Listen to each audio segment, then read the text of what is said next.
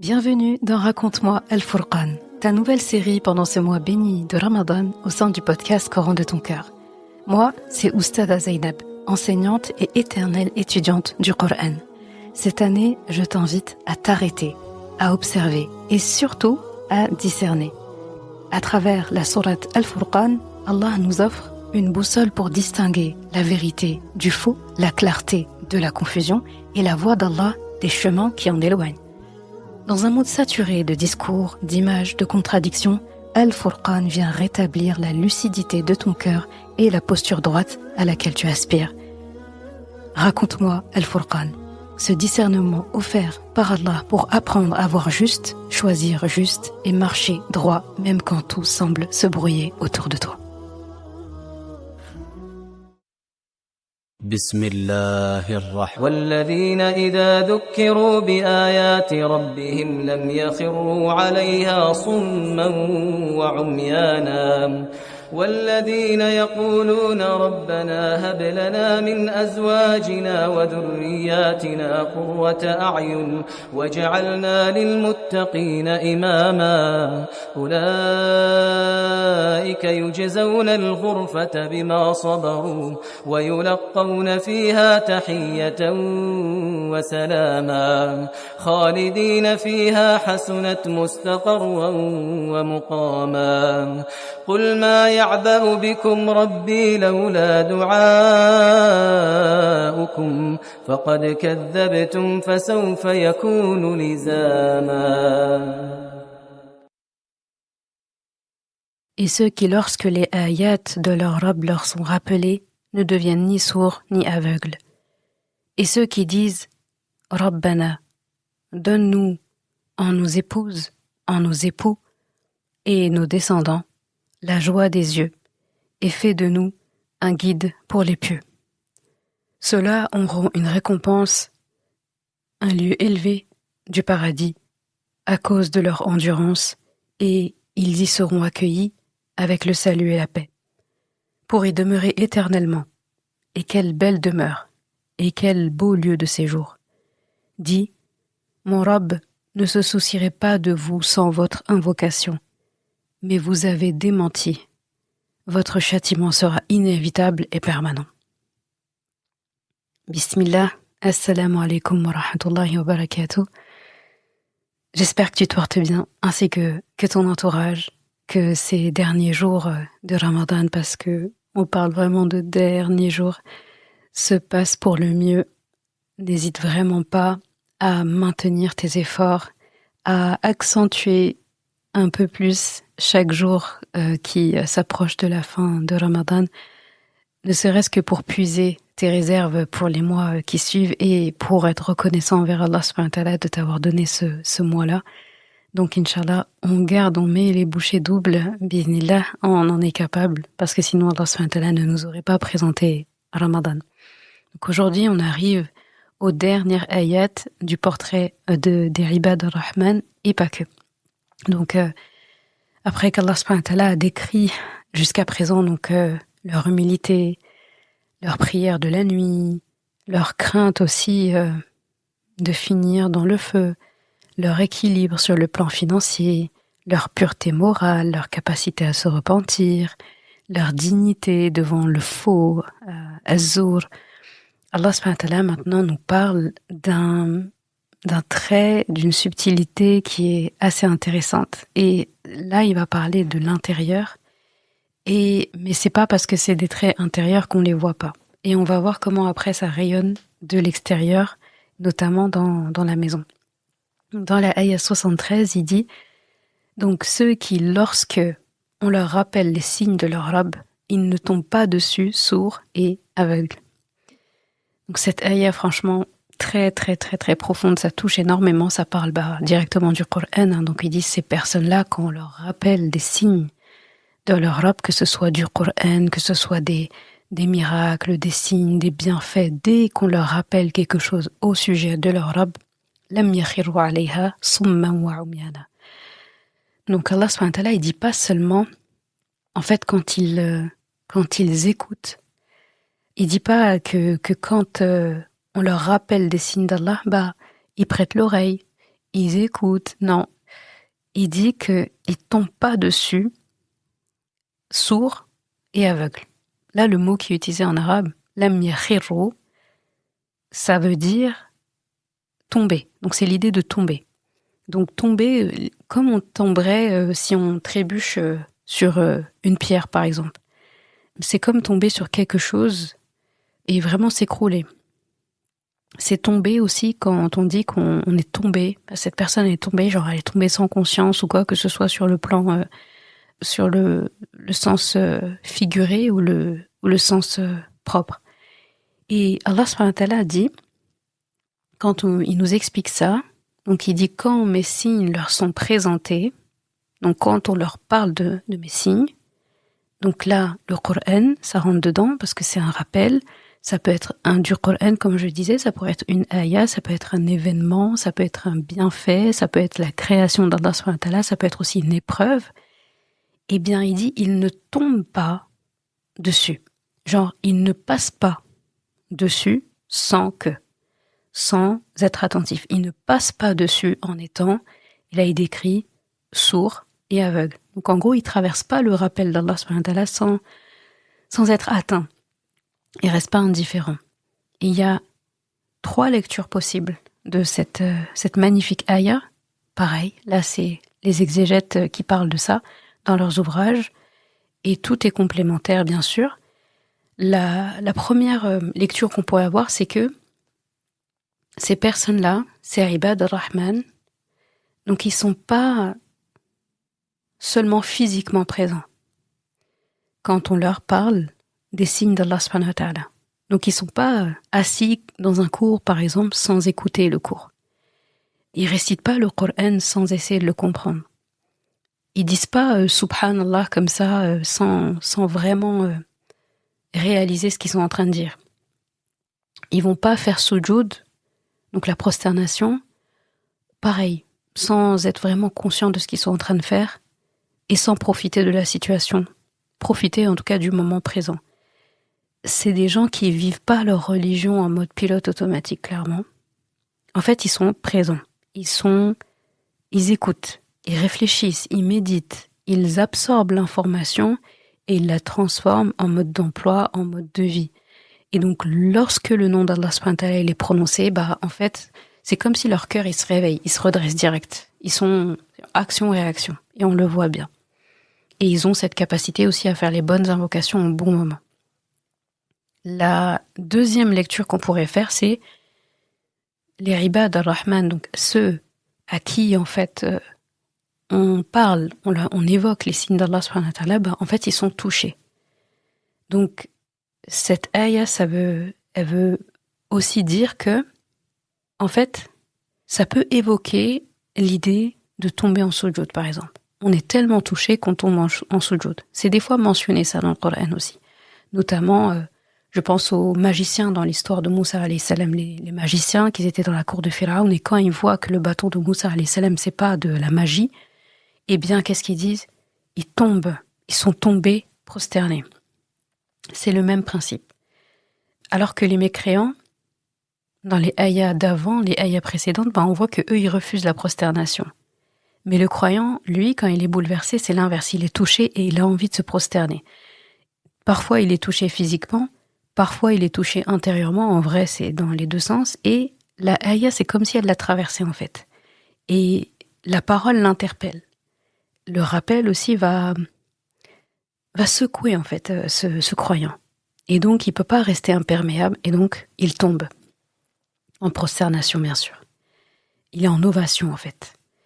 La troisième lecture qu'on pourrait donner, c'est qu'en fait, ils suivent pas aveuglément. Et c'est pour ça qu'il dit qu'ils sont pas aveugles. Et pareil, ils sont pas sourds. Ils entendent, ils écoutent. Et c'est pas ça rentre par une oreille, ça sort par l'autre. C'est pareil. C'est pas ils voient, mais en réalité, ils voient pas. Ils sont pas aveugles. Ils suivent pas aveuglément, pour le coup. Cette troisième lecture, je la trouve très intéressante parce qu'en fait, il s'agit pas seulement de faire comme les autres. Parce qu'on aime bien copier, dire, voilà, on fait comme le groupe. Non. En fait, c'est pas tout le monde dit subhanallah, moi aussi je vais dire subhanallah. Tout le monde pleure là, moi aussi je vais pleurer. Et tout le monde fait soujoud, moi aussi je vais faire soujoud. Non, c'est plus loin que ça. le bon exemple, c'est bien. Mais c'est plus loin que ça. En fait, le croyant, il comprend ce qu'il fait. Il sait pourquoi il fait. Il pratique pas sa foi par mimétisme, même si on est dans une communauté et en fait on s'inspire les uns les autres. Il pratique parce qu'il est convaincu de ce qu'il pratique. Il y a de la conviction dedans. Et là, c'est vraiment une ayah, je dirais, qui est extrêmement exigeante. Parce que cette ayah, c'est comme si elle nous posait une question qui peut être dérangeante, c'est est-ce que le Coran nous impacte encore ? Est-ce que le Coran nous impacte encore ? Moi, c'est ce que j'entends quand je lis ça. Parce que là, il parle de gens à qui les signes d'Allah sont mentionnés. Et le plus grand signe d'Allah, c'est le Coran. Il dit, ils sont pas sourds, ils sont pas aveugles. Donc moi, est-ce que le Coran m'impacte encore ? Ou est-ce qu'en fait, on est devenu tellement familier au point de plus être touché par le Coran ?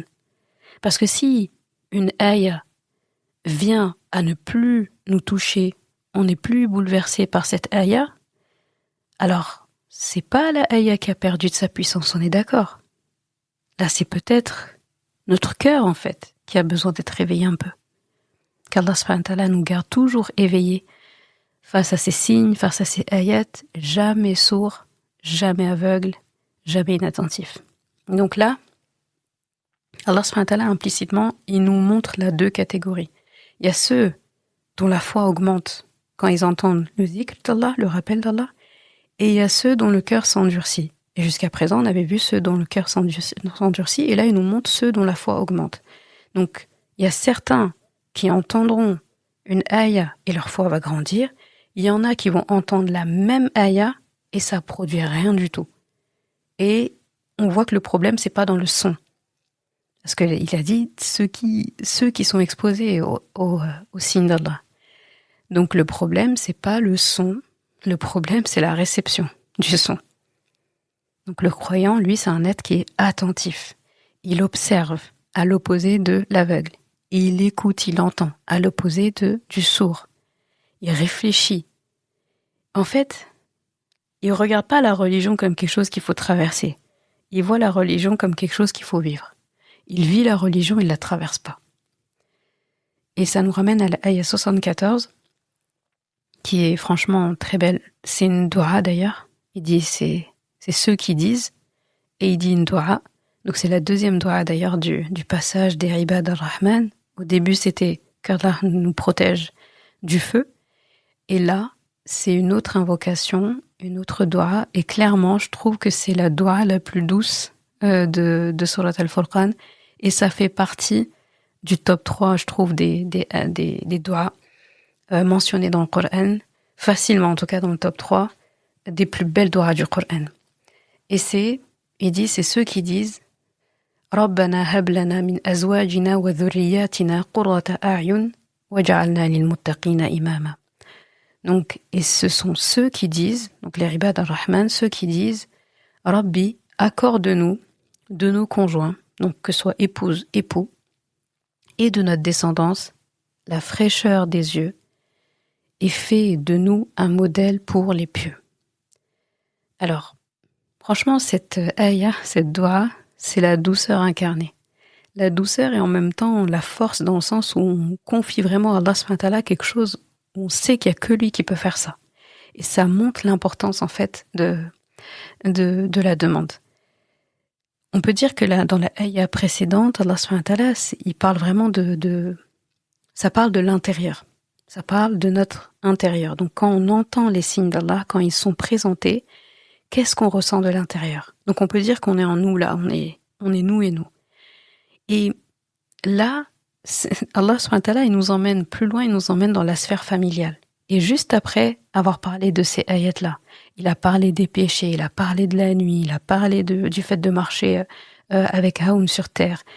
Et juste avant, il nous parle des signes d'Allah, de quand on entend les ayats d'Allah, qu'on n'est pas sourd, on n'est pas aveugle, et comme on n'est pas sourd et comme on n'est pas aveugle, et comme en fait, on a demandé à Allah subhanahu wa ta'ala, et Allah subhanahu wa ta'ala ne nous a pas compté, si on est Ibad ar-Rahman, il ne nous compte pas parmi ceux qui, en fait, passent à côté des ayats d'Allah quand ils lui sont proposés, récités, expliqués, exposés, eh bien ceux-là, ce sont eux qui ont la présence d'esprit de faire cette invocation-là, cette dua-là.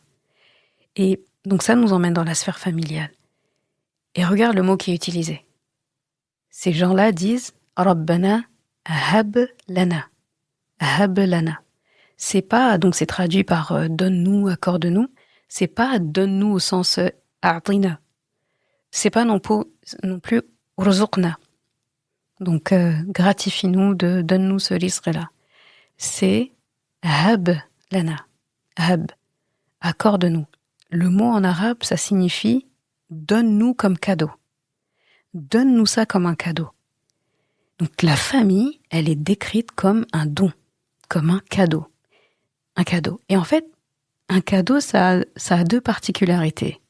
Ça dépasse souvent ce qu'on mérite et c'est souvent pris pour acquis. Donc c'est deux choses qui font partie de ce que ça implique un cadeau quelque part. Et il y a beaucoup d'entre nous, on ne mesure pas du tout le privilège d'avoir des personnes qui nous aiment dans notre famille, donc à travers notre famille. Et il y en a beaucoup d'entre nous aussi qui se sentent, qui sont pas à la hauteur de l'amour qu'ils reçoivent. Je parle pas d'amour conditionnel, inconditionnel, peu importe, mais ils se rendent pas à la hauteur de ça. C'est-à-dire dans leur comportement, dans leurs paroles, dans leurs agissements, etc. Alors là, quand on voit juste la formulation de la doua, on voit que la famille, c'est un don. Mais c'est un don qui est fragile. C'est pour ça qu'on doit invoquer pour ça, et régulièrement. Et soit dit en passant, c'est une doua à mémoriser par cœur et à réciter. Je dis toujours que dans une famille où il y a les deux conjoints qui sont là, il faut que les deux conjoints aient l'habitude de faire cette invocation.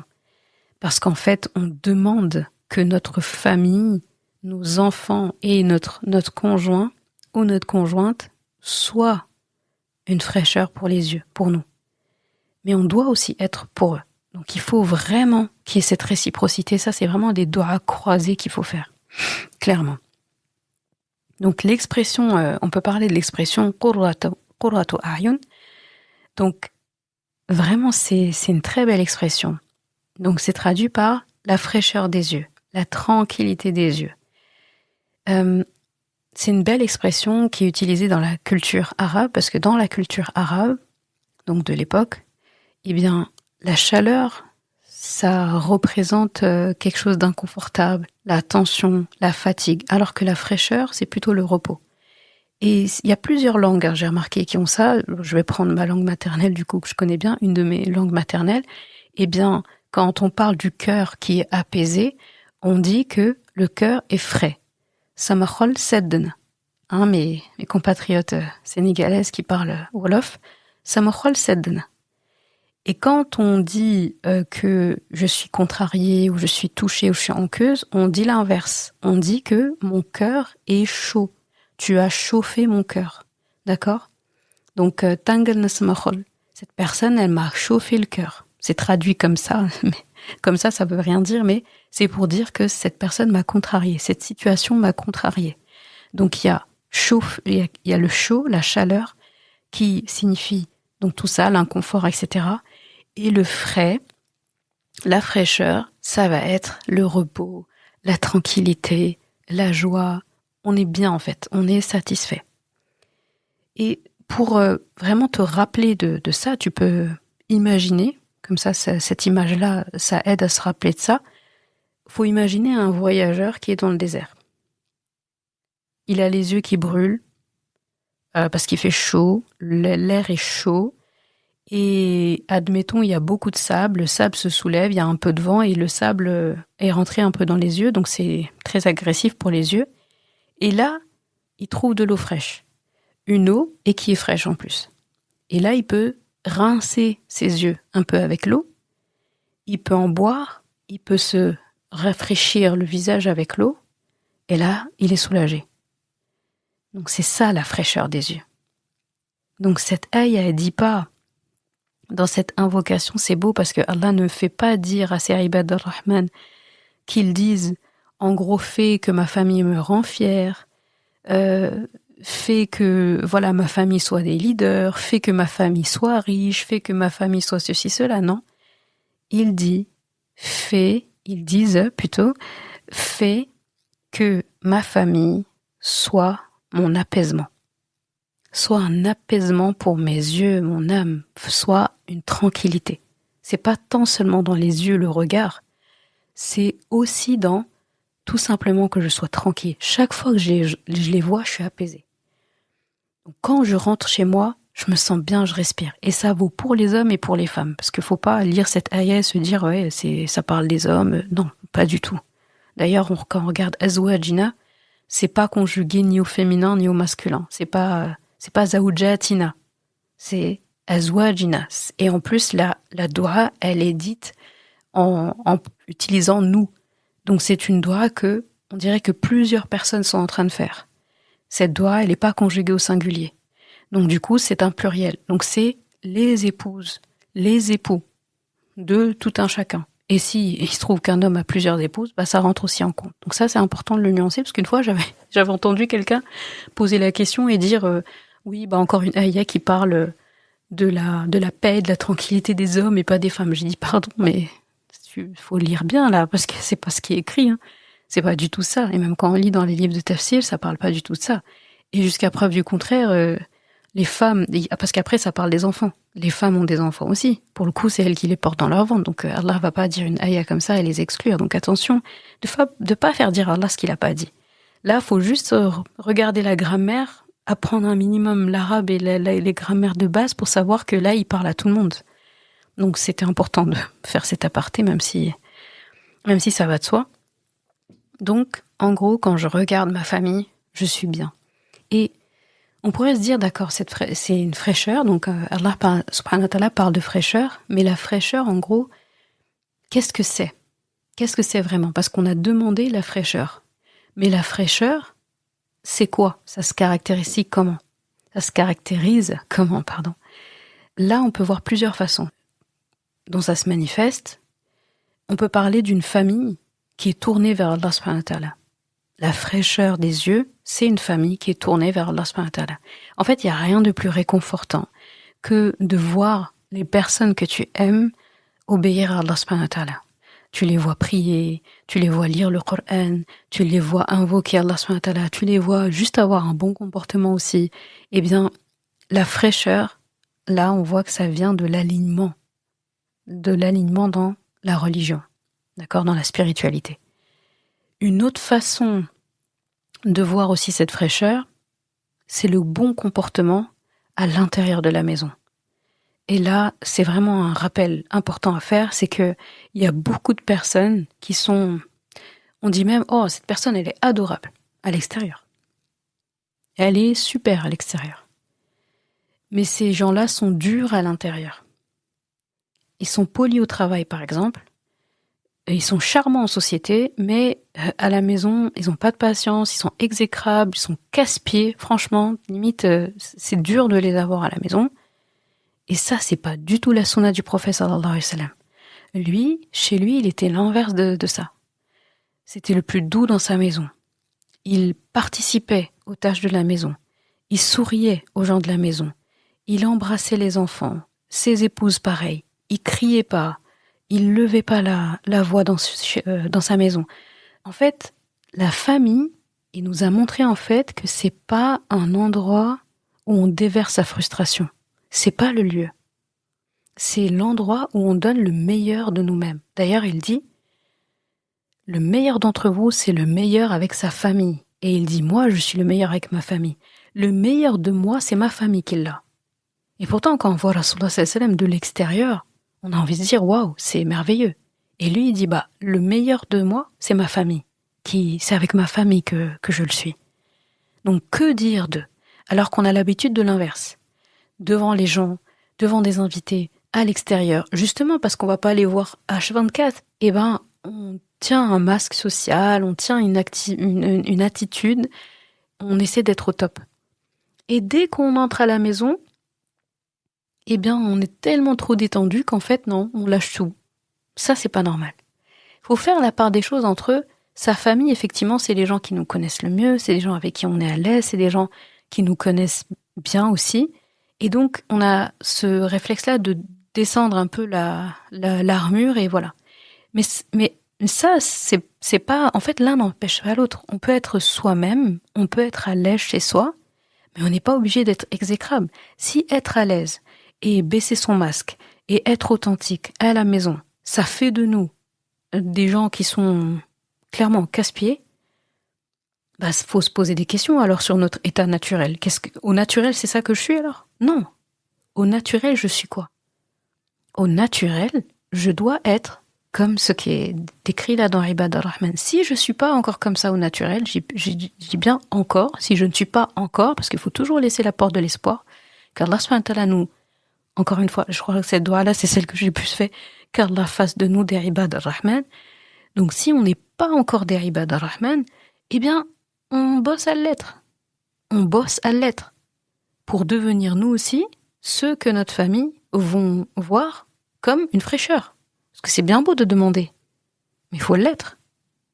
Il faut l'être. Si je veux être aimé, il faut que je sois aimable. Tout simplement. Donc, c'est l'endroit où on donne son meilleur. Et on a l'exemple du prophète sallallahu alayhi wa sallam, il donnait le meilleur de lui-même. Et imaginez une famille, une maison, où en fait c'est comme ça que ça se passe et que tout le monde est content quand on est là. C'est merveilleux en fait. Limite, ceux de notre famille peuvent dire plus de bien de nous que ceux qui nous voient à l'extérieur avec qui on est aussi au top. C'est vraiment un goal à atteindre, qu'Allah subhanahu wa ta'ala nous permette de l'atteindre. Et une autre chose aussi qui fait la fraîcheur dont Allah subhanahu wa ta'ala parle, c'est l'invocation. Et là on le voit, il y a cette invocation-là déjà qui est formulée. En fait, tout ça, ça peut pas tenir sans dua, sans demander à Allah subhanahu wa ta'ala, parce que c'est pas quelque chose de facile à atteindre et c'est pas quelque chose d'acquis. On peut pas maltraiter sa famille. Et ensuite, on récite cette ayah avec la psalmodie, avec une belle mélodie. Non. Il faut agir et il faut faire cette dua. Donc en fait, il faut de la cohérence. Et cette dua-là, elle aide aussi à la cohérence. Il faut de la cohérence, il faut l'adoration, il faut le bon comportement et l'invocation. Il faut les trois ensemble, sinon ça marche pas. Et la ayah termine par « Waj'alna lil-muttaqina imama » et fait de nous un modèle pour les pieux. C'est très intéressant ce que Allah subhanahu wa ta'ala emploie ici comme terme en nous faisant faire ces doigts-là. Cette partie, elle est extraordinaire en fait, parce que là, ça veut pas dire fais qu'on domine. Permets-nous d'être des dominants, d'être des leaders, mais plus dans le sens des gens qui dominent et qui écrasent. Là, cette ayah, c'est pas ça qu'elle veut dire. Ce qu'elle veut dire, c'est fais que nous soyons une référence dans le bien. C'est plus dans ce sens-là. Donc c'est la définition d'un bon leader en vrai. Et on voit que l'islam, il veut pas la médiocrité. On n'est pas ensemble pour se soutenir dans la médiocrité comme des fois il y en a qui essaient de faire. Tous ensemble dans la médiocrité, ça c'est pas pour nous. C'est pas de la médiocrité l'islam. Au nom de l'humilité. Parce que des fois, par souci soi-disant, au nom de l'humilité, on reste en bas dans certains standards. Non. Et l'excellence aussi, ça veut pas dire arrogance. L'excellence, quand elle est accompagnée de l'humilité, ça donne al-ihsan. Al-ihsan, c'est ça. C'est excellence, mais avec l'humilité. Parce que si c'est excellence, je suis excellent dans mes tâches, mais il y a de l'orgueil, on parle pas de ihsan. Ihsan, c'est les deux. Alors on demande à Allah subhanahu wa ta'ala, on lui dit, fais de notre famille des gens si alignés, si sincères et tellement unis que cette famille-là, elle inspire les autres. Et là, faut remarquer la subtilité. Allah subhanahu wa ta'ala a employé le mot imam. Waj'alna lil-muttaqina imama. Donc imam, c'est ça qu'il a employé pour dire fais de nous un modèle. D'accord? Pour les pieux. Et là, regarde, moi ça m'a toujours interpellé. Imam, ici, il est au singulier, alors que le sujet, il est au pluriel. Fais de nous un imam pour les pieux, un modèle, un guide pour les pieux. Donc c'est comme si on disait fais de chacun de nous un modèle, ou bien c'est comme si aussi on disait unifie-nous, fais qu'on soit unis, l'unité. Donc en gros que notre unité elle-même soit un exemple. Et ça c'est fort quand même. Donc moi je trouve que c'est une belle boucle. là, si on pouvait résumer ce qu'on a vu de Ibad ar-Rahman jusqu'à présent, c'est que, en tout cas dans ce passage-là, c'est qu'en fait, les Ibad ar-Rahman, ils traversent pas le Coran en étant distraits, clairement. Ils vont pas pratiquer aussi par imitation, parce qu'ils comprennent ce qu'ils font. Ils sont touchés de l'intérieur, et du coup, ils savent construire des foyers qui sont vraiment apaisants. Et pareil, ils visent l'excellence spirituelle, ils visent l'ihsan. Et ils demandent à Allah subhanahu wa ta'ala de faire de leur unité un exemple. Et ça, c'est fort. D'ailleurs, quand on regarde dans une famille, il n'y a rien de plus beau dans une famille, je trouve, que l'unité. Si on est parent, ou si on a des parents, demandez à vos parents s'ils peuvent vraiment vous dire à quel point c'est horrible d'avoir de la discorde parmi ses enfants. Si tu as des enfants, pose-toi la question et regarde quand tes enfants se disputent, mais même quand c'est une petite dispute, surtout quand ils sont enfants, c'est jamais des trucs d'état non plus. C'est douloureux, c'est lourd. Et de la même façon, quand on voit les enfants qui sont unis, qui sont solidaires dans quelque chose, c'est difficile de trouver plus beau que ça. C'est magnifique. Alors quand ils seront adultes, j'imagine même pas qu'Allah nous préserve de ça, d'avoir des enfants adultes qui se déchirent. Ils peuvent être en désaccord. Un être humain, il est par définition en désaccord avec les autres parce qu'on n'est pas identique aux gens. Il y aura forcément des désaccords. Mais un désaccord, c'est pas mauvais. C'est ce qu'on en fait, c'est le comment en fait. Dans la sourate, on nous montre en fait comment exprimer son désaccord. Et là, pour le coup, un gros désaccord. On n'est pas d'accord avec les gens qui associent des gens à Allah. On n'est pas d'accord avec les gens qui sont toujours dans les futilités. On n'est pas d'accord avec les gens qui débattent comme ça dans le vide. On n'est pas d'accord avec ces gens-là. Et pour autant, est-ce qu'il y a de la violence dans cette sourate? Est-ce qu'il y a de la violence? Est-ce qu'à un moment donné, on nous a dit « réponds-leur en insultant ». Frappe-les, pousse-les, humilie-les, insulte-les. Non. À chaque fois, c'est jamais ça. Même quand Allah subhanahu wa ta'ala parle lui-même pour répondre, donc c'est lui qui donne les arguments, il nous a montré que tout ce qu'il avait dit, c'était par rahma. Même quand il est sévère, même quand il est dans l'autorité, c'est toujours avec rahma. Et vraiment, quand on regarde l'unité, c'est ce qui est le plus beau. Et le fait que cette invocation-là, elle le rappelle, franchement, celui qui a une famille, il doit réciter cette doua. Il doit l'apprendre par cœur. Il doit l'avoir dans son quotidien. Ça, c'est à prononcer tout le temps. Parce que ça englobe tout. Et ça change tout. Et c'est pas un hasard si Allah l'a placé là. Et en plus, c'est la dernière caractéristique des Ibad ar-Rahman qu'il a cité ici. C'est la 11e, c'est la dernière. Pour clôturer la fiche de poste des Ibad ar-Rahman. C'est pas un hasard. Déjà, le fait de finir par une doua, c'est merveilleux. Mais on finit par une doua qui parle pas que de nous, qui parle de la famille, qui parle de l'unité. Donc tout ça pour nous amener ici. Il nous montre déjà que la famille c'est un don.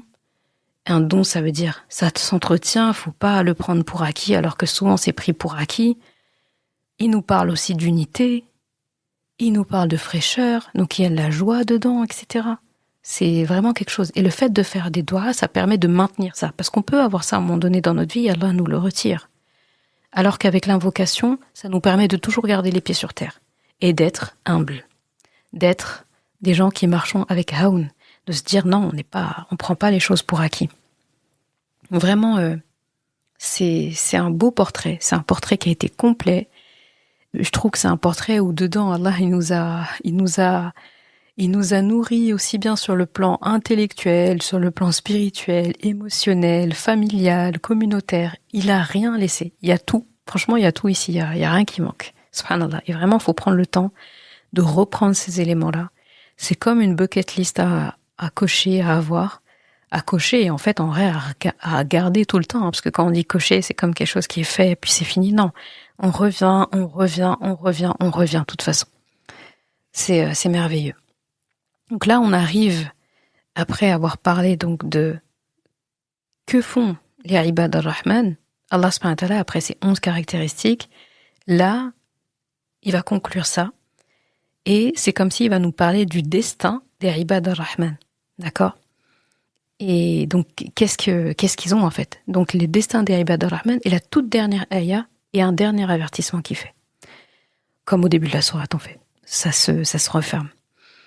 Donc, dans la ayah 75, Allah dit, donc, Ulaika yujzawna al-ghurfata bima sabaru wa yulaqawna fiha tahiyyatan wa salama. Donc, ceux-là seront récompensés par les plus hauts degrés du paradis, bien sûr, pour ce qu'ils ont patienté. Donc la ayah commence par Ulaika. Ulaika, ça veut dire ceux-là. Ce sont ceux-là. Là, on a limite l'impression qu'Allah, il les pointe, comme comme nous, quand on pointe du doigt, et qui dit, c'est eux, précisément, c'est ceux-là. On a l'impression de les voir, en fait, qui nous les montrent. C'est ceux-là. Tu vois ce que je viens de décrire, là, depuis tout ce passage?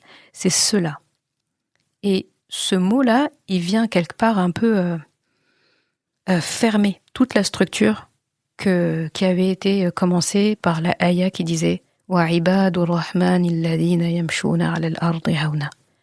Donc, et les serviteurs d'Ar-Rahman sont ceux qui.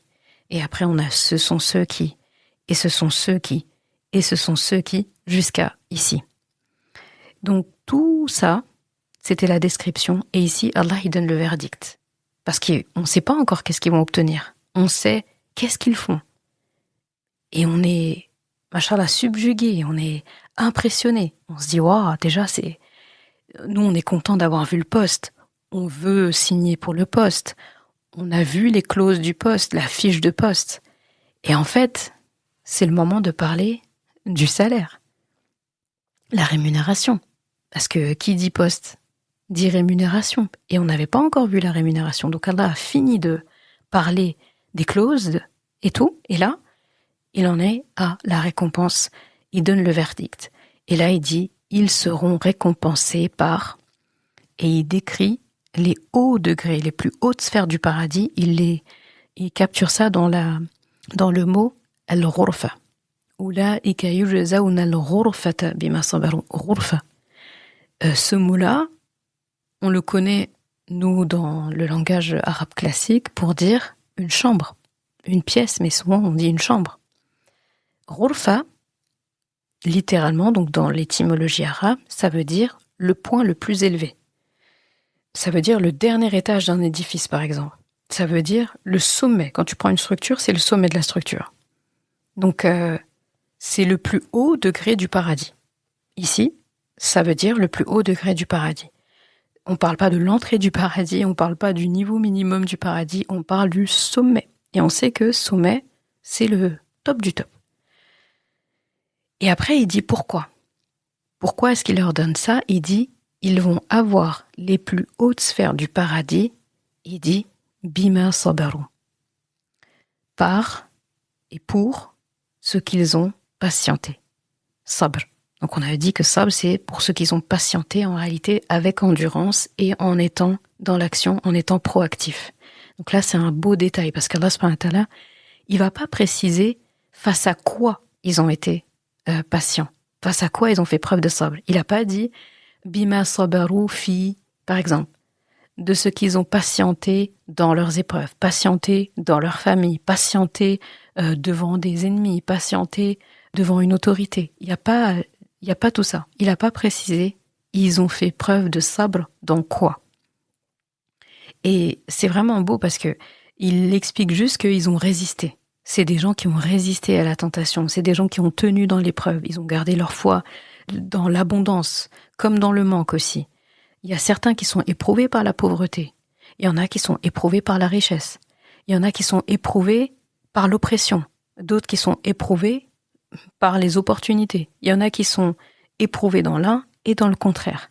Et as-sabr, ça vient inclure tout ça. Donc c'est pour ça qu'Allah subhanahu wa ta'ala, il va laisser le terme ouvert. Il va dire bima sabaru, de ce pourquoi ils ont patienté, sans dire le pourquoi du comment. Parce que chaque cœur a son combat. Tout le monde a un combat différent. Mais ce qu'il veut qu'on comprenne ici, c'est pas de quoi ils ont patienté, parce que ça, chacun patiente pour quelque chose. Il veut plutôt mettre le focus sur celui qui se maîtrise, celui qui a fait preuve de sabre, parce que le sabre, c'est aussi de la maîtrise, en vrai. eh bien c'est celui-là qui va monter. Celui-là, on lui dit monte, monte, monte, monte, monte. Monte tout en haut. C'est à lui qu'on dit ça. Quels que soient ceux qui l'ont patienté. Et ça, je trouve, c'est des ayats comme ça, comment c'est structuré, ça nous permet de pas faire les guerres de qui a été le plus éprouvé, qui a le plus patienté, qui a le plus galéré, qui a le plus de mérite. Non. Allah a dit dans ce que je t'ai donné, et il nous donne toujours des choses à hauteur de nos capacités, et ça dépend qui, en fait. Il y en a pour qui une chose va être difficile, et la même chose va être facile pour quelqu'un d'autre. Donc on peut pas comparer. Et là, on voit bien qu'on peut pas comparer. Tout est bien ficelé et bien expliqué. Et ensuite, la ayah continue, il dit, ils y seront accueillis avec salutation et paix. وَيُلَقَّوْنَ فِيهَا تَحِيَّةً وَسَلَامًا. Là, le mot qui est utilisé, tahiyya, c'est la même racine que hayy, la vie. D'accord ? Comme si on leur disait bienvenue dans la vraie vie. Là, ils seront accueillis, ils vont être fêtés, ovationnés, honorés. Eux qui marchaient en fait sur terre humblement, donc avec haoun, ils faisaient pas du bruit. Eux qui cherchaient pas à être mis en avant, eh bien Allah subhanahu wa ta'ala va leur faire une entrée grandiose, rien que pour eux. Les anges vont les accueillir, les fameux anges que les mécréants y demandaient à voir. Les habitants du paradis vont les saluer, tous les saluer. Et plus touchant encore, Allah subhanahu wa ta'ala lui-même les saluera. Et on le voit dans une autre ayah quand on dit « Salamun qawlan min Rabbi Rahim ». Salam, qui sera une parole d'un Rabb qui est plein de rahma. Mashallah. Donc en gros, celui qui vivait pour Allah sera accueilli par Allah. Si on pouvait résumer cette ayah, c'est ça. Ça passe ensuite à la ayah 76, là où il dit « Ils y demeureront éternellement. Quel excellent séjour et quelle belle demeure. » D'accord ? Donc, khalidina fiha, hasunat mustaqarran wa muqama. Là, le focus où les gens y mettent beaucoup, et d'ailleurs c'est le premier mot de la ayah, donc c'est normal, c'est khalidina fiha. Donc, éternellement. Éternellement, ça veut dire sans fin, on est d'accord. Mais les savants, ils ont dit quelque chose de très beau à ce sujet, c'est qu'au paradis, il n'y a pas de répétition. Je me rappelle que j'avais fait un épisode de podcast où j'avais parlé de ça, notamment avec une ayah dans Surat Al-Kahf. Voilà, c'était ça, Surat Al-Kahf, quand on dit « Makithina fihi abada ». Et une personne avait posé la question justement qui disait que moi, ça m'angoisse l'idée de me dire que je vais être éternellement là-bas, pas parce que je veux pas être là-bas, mais par rapport à l'ennui, etc. Et tout. Et je disais, regarde juste dans le mot qu'Allah emploie, ça nous montre en fait qu'il n'y a pas de routine, tu vas pas t'ennuyer. Et c'est exactement ce qui est expliqué ici. Les savants, ils expliquent la même chose, qu'au paradis, il n'y a pas de répétition, il n'y a pas d'habitude, d'usure, on va pas nous avoir à l'usure, entre guillemets. En fait, faut se dire que chaque bonheur, chaque joie, eh ben, elle sera toujours plus intense que la précédente. Chaque expérience va être plus belle que la précédente. En fait, il n'y a pas de plafond. Parce qu'Allah subhanahu wa ta'ala, il n'est pas limité. Et effectivement, l'esprit humain, ça, on en avait déjà parlé, il n'arrive pas à concevoir, en fait, une joie qui augmente à l'infini. C'est pas. Donc c'est pour ça que quand on entend des versets comme ça, si on est quelqu'un qui a besoin de variété, de changement, d'expérience, d'être stimulé, eh bien quand on lit des ayats comme ça, on peut se dire donc on va faire quoi ? Toujours les mêmes choses, éternellement en plus. C'est contradictoire un peu parce que ceux qui pensent comme ça, ils ont dit j'ai l'impression de me contredire parce qu'effectivement on a tous envie d'aller au paradis, mais là-bas. Là je me dis mais même si Allah avait précisé ou il n'avait pas précisé, comment est-ce qu'on peut imaginer que le paradis, on risque de s'ennuyer là-bas ? Comment on peut imaginer que le paradis il est semblable à ici ? C'est évident. Ça, encore une fois, Allah, il décrit plein de choses. Ça, c'est pour nous donner juste un petit avant-goût, en fait. En fait, quand il nous décrit le paradis, on est heureux de ce qu'il entend, mais c'est dans ces moments, je trouve, où il faut lui faire confiance. Il faut lui faire confiance. Et d'ailleurs, il le dit. Il a dit, là-bas, il y aura tout ce que les nafs, ils aiment, ils veulent, ils recherchent. Qu'est-ce que tu veux après ça ? Moi, j'ai envie de dire, après ça, c'est bon. Ce qui m'a décrit, ça me suffit. Ça me suffit parce que je sais que, Inch'Allah, qu'Allah nous accorde, bien sûr, une belle entrée au paradis, dans les hautes sphères, hein, comme il vient de le dire, hein, on vise haut, hein, c'est lui qui nous a dit, donc on fait comme il a dit. Celui qui arrive à ce niveau-là, ben, en fait, il aura forcément le meilleur. Ce sera forcément bien, ce sera forcément génial, ce sera forcément... Donc en fait, de quoi s'inquiéter? De quoi s'inquiéter? Rien. Faut plutôt faire de sorte d'apparaître dans la liste d'appel du paradis, des habitants du paradis, plutôt que de se dire mais est-ce que j'aurai ça, est-ce que j'aurai ça, mais pourquoi il y a ça et pourquoi? Et puis après ça ramène dans des questions comme mais pourquoi on parle des houris pour les femmes et tout. Voilà. Cette question elle revient systématiquement. D'ailleurs c'est une des questions préférées des détracteurs de l'islam. Hein. Ils commencent toujours par et ça et la lapidation et ceci et cela, alors qu'en fait malheureusement même dans la communauté c'est mal compris, alors qu'en fait c'est pas du tout la lecture qu'on nous impose à chaque fois, c'est pas du tout ça. Mais bon, ça c'est pas le sujet. Ce sera l'occasion de l'aborder autrement. Et je pense d'ailleurs à aborder ce sujet-là quand on viendra au passage qui parlera de ça à la maison des Salihat, hein, les sœurs, parce que ça c'est typiquement une question de femmes. C'est les femmes qui posent ces questions, c'est jamais les hommes. Et ça tombe bien parce que comme on est entre femmes, on pourra en parler, Inch'Allah. Donc, vraiment, comme je disais, les savants expliquaient ça. Qu'il n'y a pas de plafond, il n'y a pas de... En fait, l'esprit humain, il n'arrive pas à imaginer l'infini, mais le paradis, faut se dire, il est au-delà de notre imagination. Voilà, c'est dit.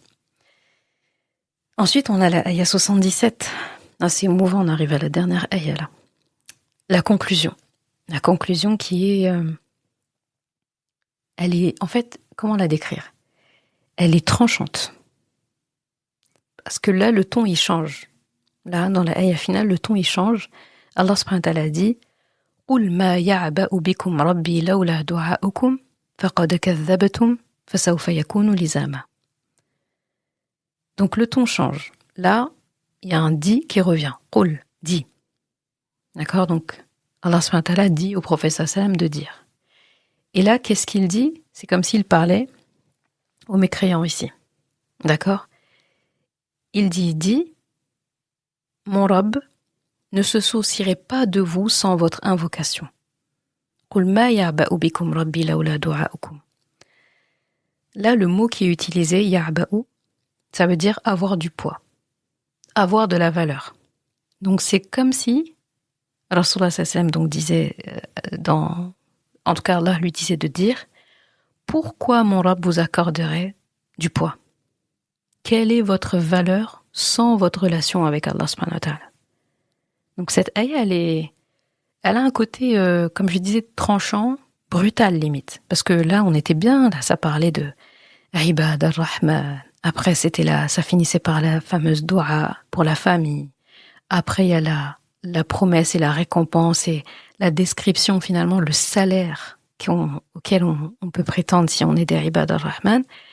Et après, ça vient conclure par Qul, donc dit, mon Rabb ne se soucierait pas de vous sans votre invocation. Donc, comme je dis, une ayah qui est tranchante, mais je trouve qu'il y a un côté libérateur aussi, c'est que on comprend ici que notre valeur, elle vient pas de notre statut. Ça, on l'a compris de toute façon tout au long de la sourate, elle vient pas de notre statut.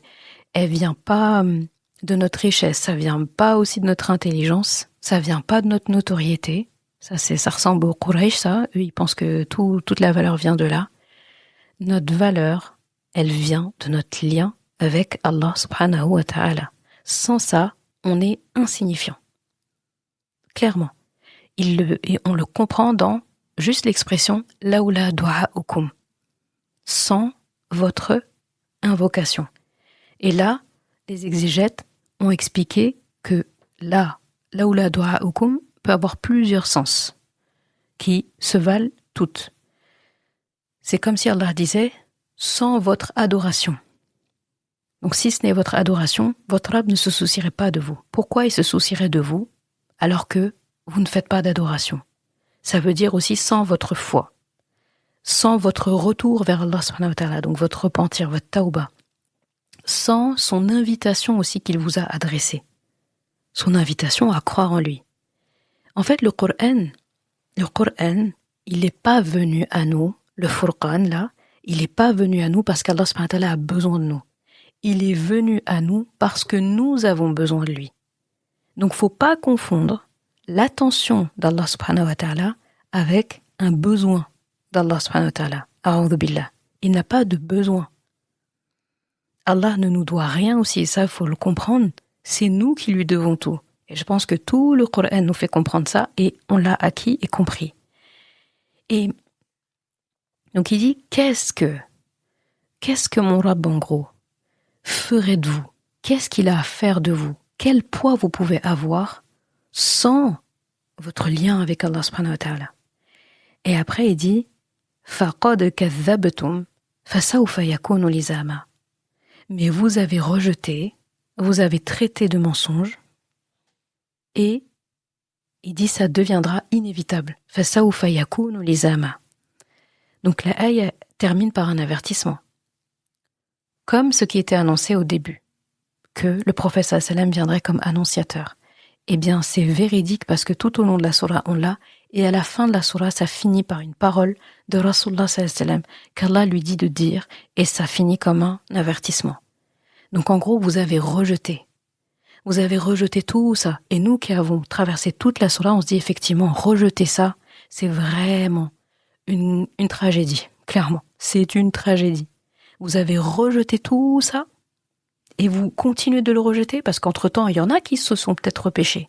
Mais si on arrive jusque-là de la compréhension, et vous rejetez quand même, alors bientôt les conséquences seront fixées en fait. Et là, tu peux remarquer la subtilité. J'ai dit bientôt, parce qu'Allah a dit bientôt. Et il a dit « Fasawfa yakunu lizama ». C'est pas « yakunu lizama », « sayakunu lizama », c'est « fasawfa ». Ça ou « sawfa », c'est pas pareil. Quand on dit « sawfa », ça veut dire « bientôt ». C'est pas tout de suite, d'accord? C'est « je ferai » à un moment donné. Quand j'y penserai, je vais le faire. Fasawfa yakunu lizama, donc bientôt, donc c'est pas immédiat. Ça veut dire aussi, ça sous-entend que ça laisse une porte. Et la porte de quoi? La porte du retour. Et on voit tout au long de la sourate qu'Allah laisse des portes ouvertes. Dans la façon dont il va parler, quand il dit « Alladhina kafaru » au lieu de dire « Al-kafirun », quand il mentionne aussi sa rahma de temps en temps, quand il dit « sauf celui qui se repent », il y a des ouvertures. Régulièrement, il laisse la porte ouverte, la porte du retour. Et il y en a beaucoup, effectivement, qui ont rejeté au début, et après ils ont cru. On le sait dans la sunna. Il y en a qui ont rejeté, et après ils ont fini par croire, et ils étaient parmi les meilleurs musulmans dans les rangs des musulmans. Donc, on voit que cette ayah, elle vient fermer la sourate avec la rahma qui reste offerte, mais la responsabilité qui est toujours là. Allah nous montre un parfait équilibre. Ma rahma, c'est pas une faiblesse. A'udhu billah. Ma rahma, ça va pas vous exempter de votre responsabilité. Mashallah. Donc là, vraiment, faut regarder la cohérence. Parce que la sourate a commencé par Tabarakalladhi nazzala al-Furqan.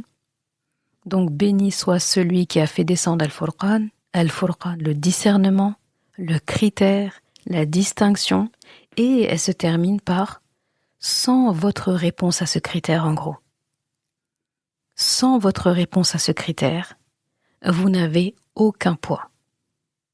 Sans votre réponse à Al-Furqan, vous n'avez aucun poids. Al-Furqan est descendu, et la distinction, elle a été clairement faite. Là maintenant, on sait, on a compris Al-Haq, Al-Batil, le vrai, le faux. On sait maintenant, on ne peut plus dire qu'on ne savait pas. Donc la distinction, elle est clairement faite. Il y a deux profils qu'Allah nous a présentés. Il y a les ibad ar-Rahman et il y a ceux qui rejettent ça. Et là, le choix, il nous est laissé. C'est là ou là. Le distinguo, il est très bien fait. Mashallah. Bon, là j'essaie de tout faire en réalité pour pas finir l'épisode tellement c'est dur, c'est triste de finir un cycle comme ça. Déjà parce que ça signe aussi la fin du mois de Ramadan, il reste quelques petits jours.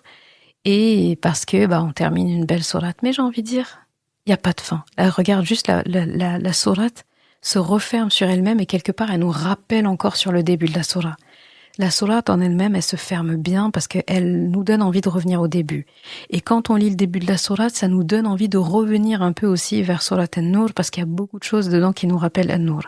Et quand on finit, pareil, Al-Furqan, ça nous donne envie d'aller rentrer dans la sourate suivante, Ash-Shu'ara, les poètes, qui est aussi une merveilleuse sourate. Merveilleuse sourate. Où il y a un gros passage d'ailleurs qui parle de Moussa alayhi salam. Donc franchement, continue ton chemin avec sourate Ash-Shu'ara après par la suite, c'est hyper intéressant. Et peut-être, dans un premier temps, essaye de rechercher tout ce qui t'a été donné de sourate Al-Furqan. Là, ce qui nous fait apprécier sourate Al-Furqan, c'est qu'on a déjà eu sourate An-Nur avant. Donc du coup, on n'est pas frustré pour certains passages parce qu'on se dit, oui, mais ça voulait dire quoi exactement? On a déjà, Allah a allumé la lampe déjà avant, avec sourate An-Nur. Dans Al-Furqan, en fait, comme la lampe elle est allumée et on peut voir tous les détails, tous les recoins, maintenant qu'on a allumé la lumière, on a vu tous les détails, on peut plus faire semblant, on n'est plus aveugle. Si on l'avait été, en tout cas, on l'est plus. Si on voyait pas bien, on voit mieux. Et si on voyait, on continue de bien voir. Et donc, dans la suite, ça a son effet. Dans Surat Ash-Shu'ara, franchement, c'est pépite. Mashallah. Donc, on a vu que cette série, donc Raconte-moi Al-Furqan, c'était pas... En fait, c'était pas une sourate qui parlait de la pluie et du beau temps ou de récits de gens qui sont loin de nous et qui, auxquels on s'identifie pas. Non. On voyait que vraiment Surat Al-Furqan, elle parlait de nous. Elle parle de nous et elle continuera de parler de nous. Et il faut vraiment se poser la question, est-ce qu'on est touché par le rappel qu'Allah subhanahu wa ta'ala nous a fait ici? Est-ce qu'on est apaisant, nous, dans nos foyers, vu qu'il a parlé des familles, comme fraîcheur? Est-ce qu'on se maîtrise face aux tentations? Notamment quand il parle des grands péchés, là, ou le fait de céder devant la turpitude. Est-ce que aussi on est ambitieux dans notre foi? Dès qu'on entend Wa ibadur Rahman, on a envie de dire, oh, là c'est Allah, il appelle ici à notre ambition. Est-ce que tu veux ce poste à haute responsabilité? Ou est-ce que tu veux juste un poste lambda, hein? T'as pas envie, tu veux pas de promotion ou autre, alors que ça t'est proposé et la fiche de poste est très intéressante. Est-ce qu'on est humble aussi dans notre marche? Parce que c'est la première caractéristique qu'il a donnée de Ibad ar-Rahman, donc ça veut dire quand même que ça a son effet. La première caractéristique, la dernière caractéristique, même si toutes sont importantes, ça marque en fait. Ce par quoi on commence, ce par quoi on finit, ça reste dans les esprits plus. Et est-ce qu'on est cohérent aussi dans notre adoration, tout simplement? Est-ce qu'on est cohérent en opposition à tous les mécréants ici qui, s'il y a un mot-clé qui parle d'eux, il y en a plusieurs, mais je dirais incohérence, arrogance, rejet. Donc tout rentre dans ça. Donc on voit que Surat Al-Furqan, c'est pas un texte qu'on regarde comme ça, qu'on admire, c'est un beau tableau, on l'accroche. Non, c'est un miroir. C'est clairement un miroir. C'est là où on se regarde. T'as vu que dans les ayats, en fait, tu pouvais que te regarder. Donc c'est un miroir. Et ça tombe bien parce que Ramadan, qu'on a, machallah, bien vécu jusque-là, eh bien c'est aussi le moment de se regarder. Donc c'est pour ça que j'aime bien aborder ce genre de série-là, parce que toutes les sourates en réalité sont des miroirs. Et Ramadan est aussi l'occasion de se faire face, de se corriger. Parce que les démons, ils étaient attachés pendant ce temps et les portes du paradis étaient ouvertes. Donc du coup, c'est un terrain plus propice à être connecté à soi et à se regarder. Et machallah, on demande à Allah subhanahu wa ta'ala de nous accorder les fruits de ça. Qu'Allah subhanahu wa ta'ala fasse de nous des ibad ar-Rahman. Qu'Allah subhanahu wa ta'ala nous accorde al-Ghurfa, donc cette haute sphère au paradis. Qu'Allah subhanahu wa ta'ala fasse de nos foyers des qurratu a'yun, donc des fraîcheurs pour les yeux. Qu'Allah subhanahu wa ta'ala nous donne un poids et de la valeur par notre lien à lui. Qu'Allah subhanahu wa ta'ala fasse de nous des modèles pour le monde. Et qu'Allah subhanahu wa ta'ala nous réunisse avec qurratu a'yunina, la fraîcheur de nos yeux à tous, Muhammad sallallahu alayhi wa sallam, lui et ses frères les prophètes, et tous les pieux, et la communauté, et nos familles. Amin ya Rab. On va s'arrêter là. Ce n'est qu'un au revoir. Le prochain épisode, donc du coup on reprendra les épisodes classiques comme on faisait avant, le vendredi, le lundi. Et le prochain épisode, Inch'Allah, après l'Aïd, le prochain vendredi, je ferai voilà, pour bien clôturer, bien terminer, on se fera, comme j'aime bien faire à chaque fois, un épisode un peu récap. Ça nous permet de revoir le tableau d'ensemble de Surat Al-Furqan, les temps forts, on va dire, de la sourate, l'architecture de la sourate, comment elle se répond, comment ça se répond. Et voilà, juste faire un petit bilan. Comme ça y est, on pourra cocher que Surat Al-Furqan est maintenant dans le rang de nos meilleurs amis et on passera au suivant quand on aura l'occasion, Inch'Allah. Et pour les élèves de la maison des Salihat, j'insiste, parce que franchement, il fait bon vivre là-bas, tabarakallah. Je dis pas ça parce que c'est une maison que j'ai essayé de bâtir, je dis ça parce que c'est une maison où il y a le Coran là-bas qu'on parle. Donc c'est le Coran qui a bonifié la maison. Et on a l'avantage, en fait, de raconter une sourate, donc faire raconte-moi une sourate toutes les semaines, tous les lundis et tous les jeudis, en direct, avec les rediffusions. Donc ça fonctionne en abonnement. Donc tant que tu es abonné, eh bien tu as accès à tout. C'est une véritable bibliothèque. Et d'ailleurs, on a vraiment rangé les pièces comme une maison. Il y a le salon, il y a le bureau, il y a la bibliothèque, il y a tout. Donc franchement, faut nous rejoindre là-bas. Faut nous rejoindre et on a même la possibilité, si on y est déjà, d'offrir un accès à une autre sœur, celles aussi qui ont peut-être des difficultés pour le rejoindre et tout, n'hésitez pas aussi parce qu'il y a des sœurs qui offrent des places. Là, pour ça, faut envoyer un mail, faut pas me contacter en DM partout et tout parce que je risque en plus de pas forcément voir tous les messages, donc faut pas hésiter à vous manifester si vous êtes vraiment en difficulté et comme ça on trouve une solution bismillah parce que ce serait dommage de rester sur le banc de touche. Et voilà. Donc, je demande à Allah subhanahu wa ta'ala de nous accorder un Ramadan réussi, un Ramadan accepté, des œuvres acceptées, qu'Allah subhanahu wa ta'ala nous accorde encore beaucoup de Ramadan, tous meilleurs les uns que les autres, pas parce qu'on en aura fait forcément plus, mais parce qu'on aura fait mieux. Bi'idhnillah. À très bientôt, Inch'Allah. Je dis Eid Mubarak aussi en avance parce que c'est très très bientôt. Profite bien avec ta famille. Profite bien aussi, c'est le moment de célébrer. Ce sera le moment de célébrer, en tout cas la fin de ce mois béni et d'entrer dans Shawwal, Inch'Allah avec hamd et avec shukr. Assalamu alaikum wa rahmatullahi wa barakatuh.